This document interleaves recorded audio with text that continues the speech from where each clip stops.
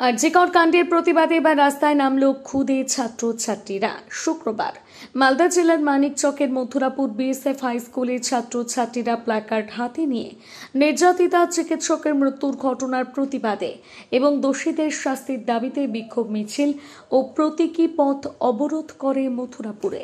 এদিনের কর্মসূচি থেকে পড়ুয়ারা দাবি করেন মেয়েদের নিরাপত্তা নিশ্চিত করতে হবে।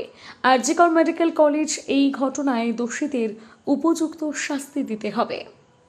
আমরা নারীর স্বাধীনতার জন্য চাই। আমরা জানি যে আরজি মেডিকেল কলেজে কি রকমের ঘটনা হতে পেরেছে।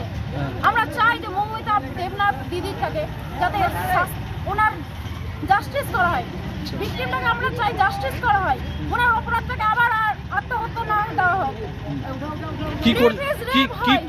আমরা আজকে আন্দোলন করছি যাতে অপরাধীকে ফাঁসি দেওয়া হোক। অপরাধীকে ফাঁসি চাই, বিচার চাই, বিচার চাই। তোমরা কোন স্কুলের ছাত্রছাত্রী? আমরা বলতে চাই বিচার চাই, বিচার